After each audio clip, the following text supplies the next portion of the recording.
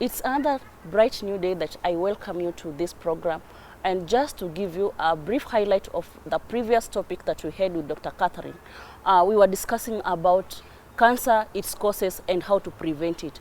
And today I decided to bring a cancer warrior who is going to tell us her journey of conquering cancer. So for you to get full information, stay tuned.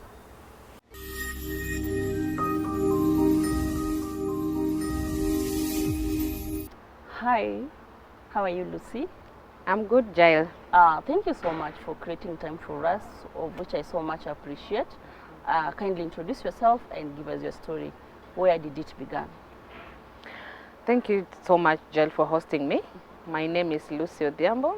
I'm 33 years old. I'm a cervical cancer survivor, and indeed I'm a warrior. Yeah, so my journey started way back in 2021 when I had a lot of UTI infections, a lot of painful urination. So it was a kind of a mixed feelings. I didn't know so much what was happening to me. And I visited very many hospitals, being given different kind of diagnoses. Most of the occasions I was told that it was just a recurrent UTI that had gone into an advanced stage. Other doctors had different kinds of diagnoses. But now when it came to February 2022, I decided just to take a different kind of approach, because during this time I was at home in the village, Migori County.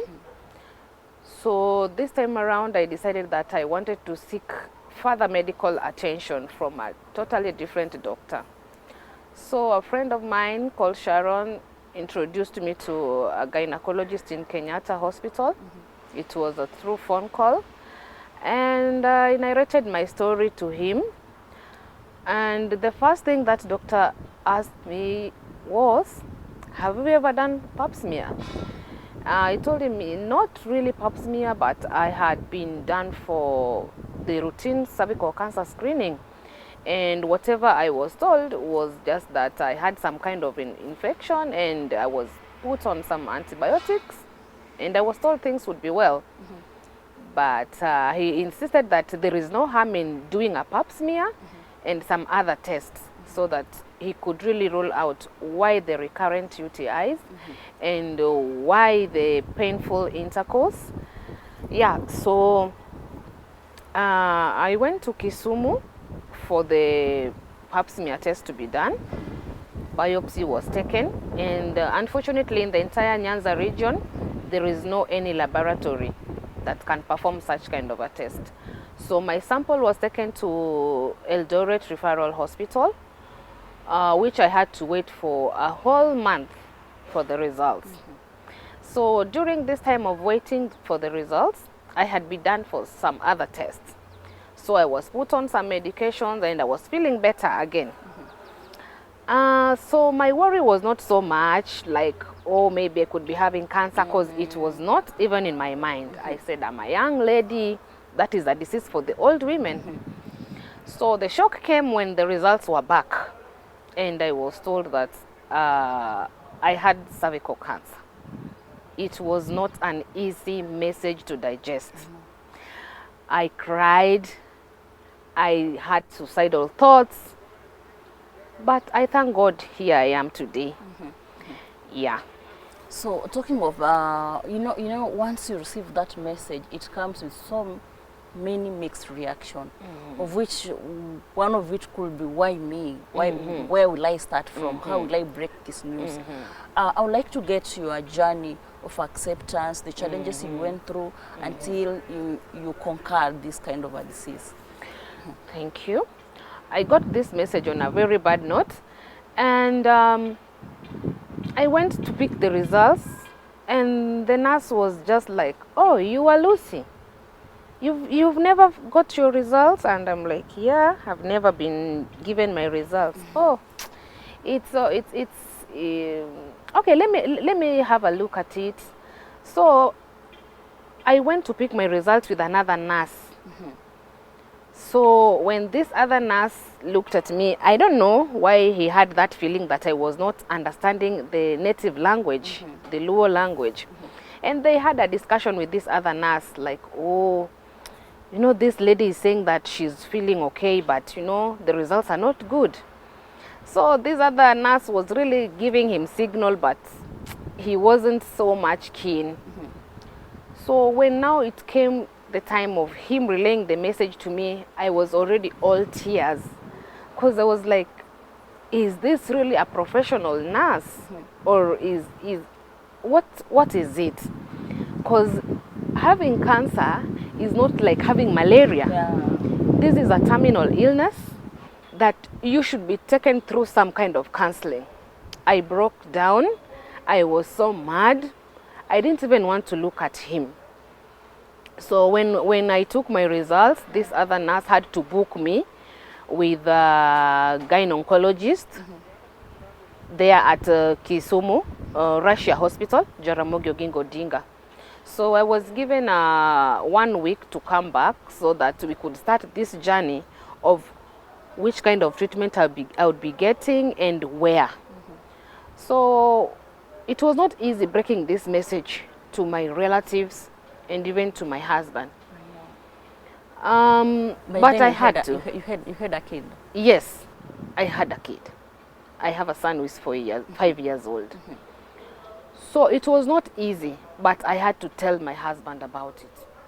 He was indeed shocked. My mom really cried. My family members, all of them, they were in a shock. But all I said is that I have to be strong for my son and for myself. Because now everybody else was like, it could be a misdiagnosis.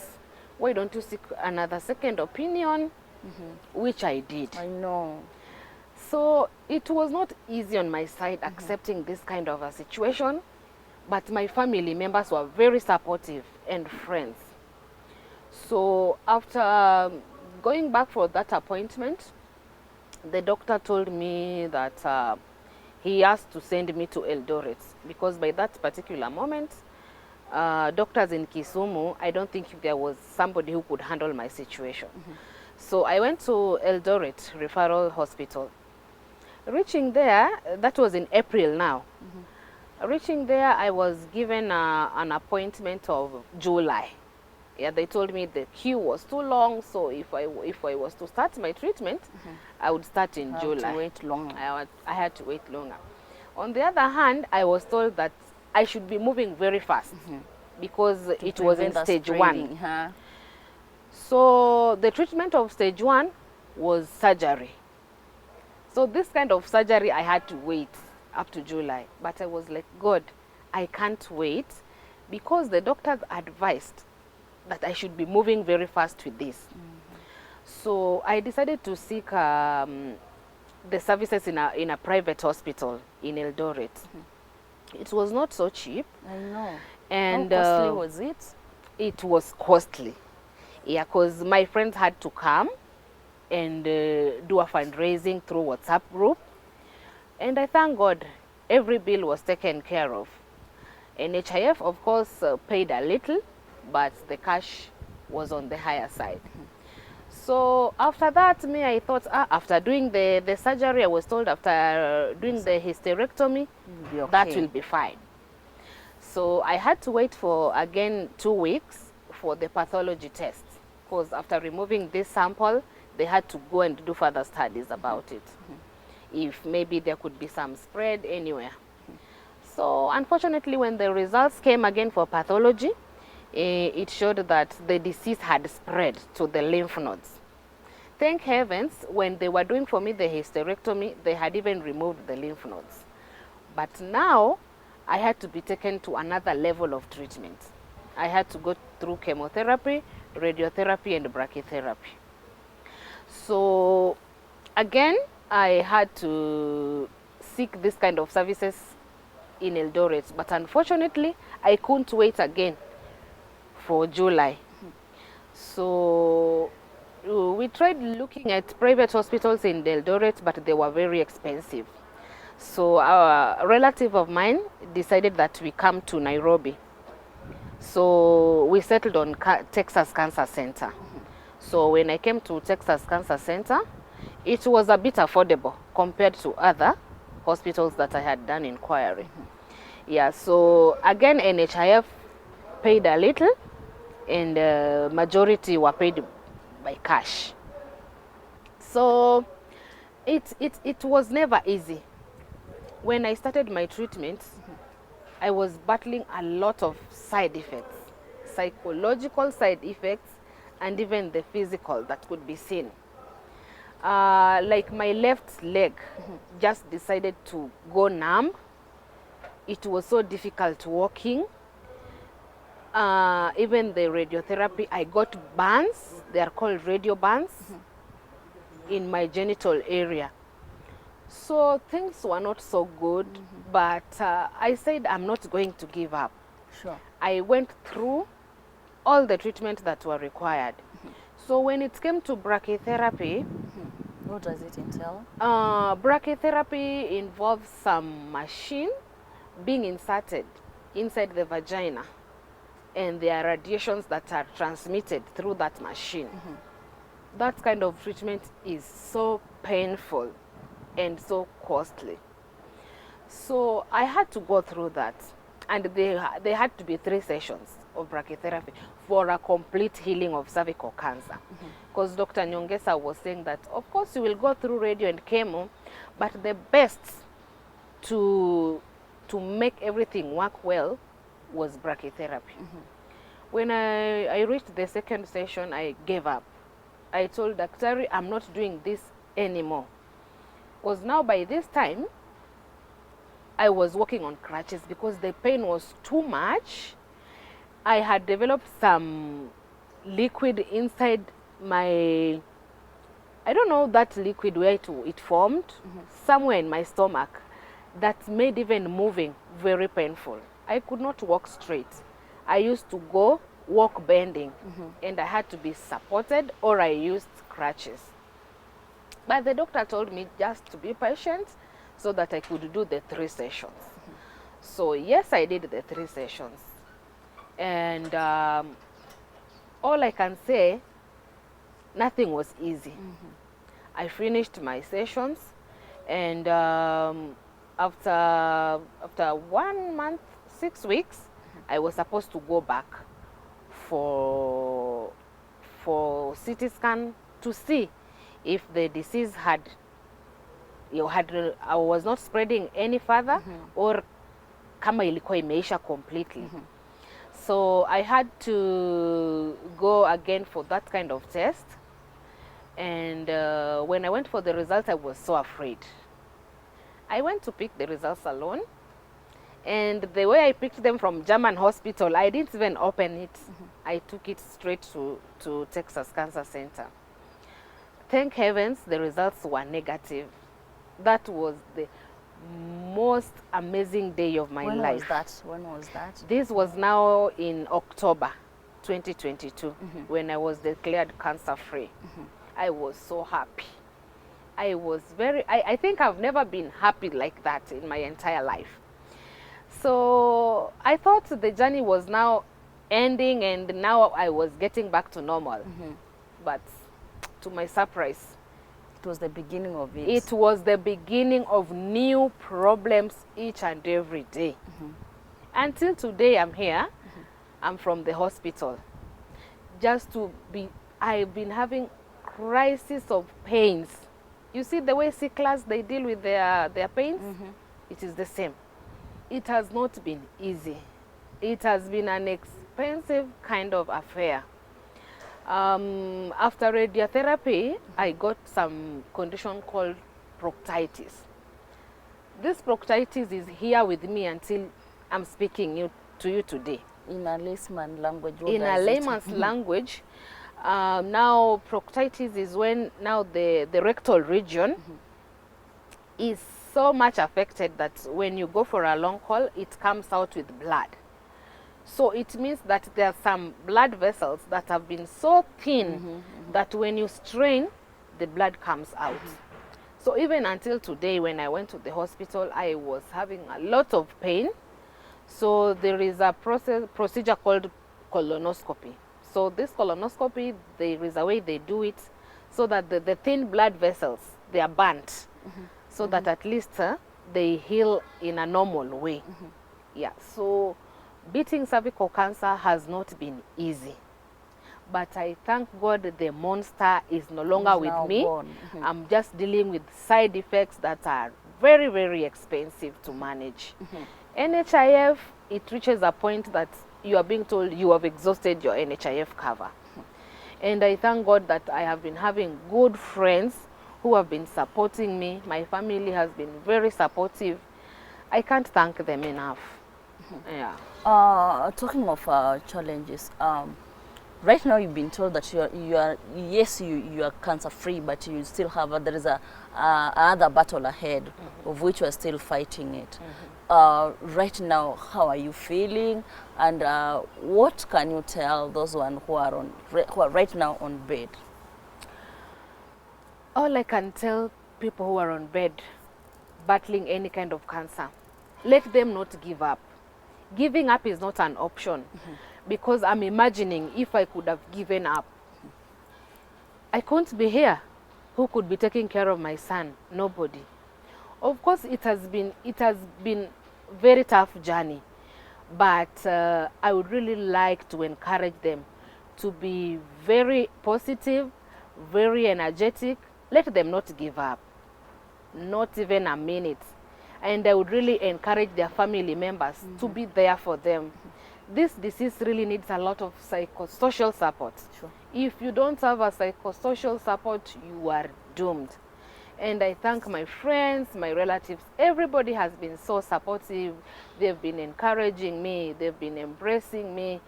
And it gives me hope. I'm like, yes, there is more ahead of me, but I know I'm going to battle everything and my life will just go back to normal. It is not easy, because you're being told that maybe, for example, this kind of proctitis, there are people who live with it even for 5 years. There are people who battle it for 3 years. But I still be positive with myself. I say, so long as there is no cancer in me, these side effects, I will fight them to the end. Yeah. There are so many myths that are connected with cancer, and this has led probably a number of patients to lose their lives. Because they tend to be in denial. This is not cancer. This could be something else. This could be blah blah blah. What do you think that is commonly and effectively affecting and making Kenyans to lose their lives? Jael, let me tell you something. Even my close relatives, they said I'm bewitched. They told me, please, please, you are too young to have cancer. Cancer is for the elderly, and let nobody lie to you that you have cancer. You are bewitched, and what we are going to do, we are going to take you to Pastor Ezekiel, we are going to take you to Pastor Kakande, we are going to, people were ready to take me anywhere. For prayers. For prayers. And others were like, there is some dawa ya kienyeji somewhere that will really help you. And others were like, kuna mganga mahali who has helped a lot of people. Wewe pia unaweza saidika. Wewe pia unaweza saidika. I said no, no, no, no. In my family, on my mother's side, my cousin died of cervical cancer. My grandfather also had prostate cancer. So people have been having cancer in my family, even my friends, even my relatives. And I said, I'm not going to succumb due to some stupid kind of myths that people are saying that, oh, hii kitu sio ya ukweli. Mimi, people told me, Lucy, you've been through a lot. This life you're leading, there is just something. There is somebody who is not happy for you. And I was like, no, I know God is happy for me, and God loves me, and God will show you that he cares for me. So I decided not to listen to any kind of rubbish, and I decided I'm going to take one day at a time. I'm not going to get away from the oncologist side, and I promised myself I will battle this to the latter. Sure. And I thank God I'm here. So these misconceptions of people being told there is no cancer, there is cancer, even for young children, for the middle-aged people, the old age. It is a disease that is there. Just the same way people say diabetes ni ugonjwa ya watu wadosi, wale wanapenda sukari. Hapana. Cancer can get anyone, despite their ages, despite their social status, despite everything. So people should just wake up and they just accept that there is this monster called cancer, and they just approach it positively and fight it with a lot of energy. Yeah. Talking of fighting, at what level or at what point should one go for a cancer screening? I would encourage all ladies who are sexually active. So long as you are sexually active, I would really encourage you to go for the screening, cervical cancer screening, which is done every year. But if you feel that there are some kinds of symptoms that are so persistent, like recurrent UTI, painful urination, low abdominal pain, painful intercourse, don't take them lightly. Don't take them lightly, and don't even shy away sharing. I think what helped me so much, I love sharing. Mimi ni mtu mwenye I can't even keep quiet. Even if my finger is hurting me, I will tell you, Jael, please come, check what could be the problem. So, you know, when you keep it to yourself, you will start now losing it on your own. Yeah, because, you know, people fear talking about these reproductive health issues. Sure. Yeah. Somebody will say, huyu naye ameshinda hapa kona UTI. Why? What could it be? Ama ni ukimwi. Ama ni ukimwi. I'm telling you, I have a doctor friend, a very close friend of mine. When I told him that I had cancer, the first thing he asked me, Lucy, what is your HIV status? I told him, why are you asking? He told me, you know, cancer, cervical cancer, wale wenye wako na HIV ndo wanaipata. Nikamwambia daktari, you were so wrong. Cancer, cervical cancer haibagui. Whether you are HIV positive, whether you have hypertension, whether you have diabetes, whether you are healthy, it doesn't matter. And something that people should really be aware of course, you know, when you're having a terminal illness and then you're having other associated kind of diseases, your life cannot be as smooth as somebody else who has no any other underlying condition. Yeah. So I can say what also accelerated my healing, I thank God I didn't have any underlying diseases, these lifestyle diseases or like HIV. Yeah. So when this disease got me, my immunity system was very strong. And I thank God I was able to fight this disease. Yeah. Lucy, talking of myths and having close friends who are so encouraging, and you know, being that you are in a relationship and also having a partner who is so supportive matters a lot. What can you tell those people who are in a relationship, especially, you know, like most of the partners find it hard to break the news to their partners in fear of being left alone or being confused to a different thing. What can you tell them? I really want to encourage these people just to be open. You know, it is not your fault to be sick. It has never been anybody's fault to have any medical condition they have. When I gave this kind of message to my partner, he was very shocked. And at a given point, he left. Maybe he thought it was not going to be easy on him, and maybe he was really misadvised and he thought this was now the end of everything. He left, I'm telling you.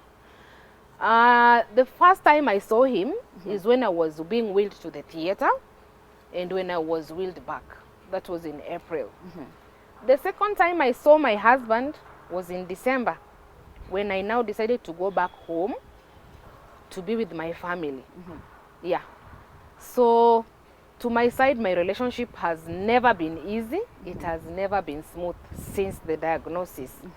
But that should not discourage other patients who are going through this. I really like to encourage young women or even elder women who are battling cervical cancer. Let them be open. Let them just be free and discuss it with their partners. And I would really advise their partners, the male partners, to be involved in this journey. The only thing as a woman you want when you are sick is a shoulder to lean on, and a promising husband. And that faithful husband, especially, you know, when you do a wedding and you carry a Bible, you say, in sickness and in health, for better, for worse, which I did back in 2014. But now when sickness came, mzee akaona hapa singoji. And I don't blame him. You know, cancer is a death sentence to people. But to me, I said, this disease opened my eyes. It showed me who loves me deeply. It showed me who is there while I was good moments. I'm telling you. So it has never been easy, for sure. I know. You know, people do say, hata afadhali HIV mtu unajua atameza tu madawa zake. Yeah. And then when now they did hysterectomy. Hysterectomy is to remove the uterus. So I think maybe when you walitoa uterus, now my husband was like, oh, he's so young, he can't just be with that one kid that we have. And maybe, you know, the family and the community sometimes really give wrong advices. And the male, you know, this male gender, they are so weak. And you can't be with one kid exactly only. In Africa, our African culture, mwanaume anajitambulisha na watoto. Yes. So maybe he thought that fika mahali anaona ni mtoto mmoja peke yake haiwezekani. Yeah. So alikuwa anasema maybe he said, mimi kukuwa na mtoto mmoja hapana. And yes, he's still young. We are a young couple. So but really people should just come together to support their partners when they are in this kind of crisis. Yeah. So as we wrap up, just I need one message to cancer patients. What can you tell them? I would really want to encourage cancer patients who are fighting outside here. Let nobody intimidate you. Put everything into prayers.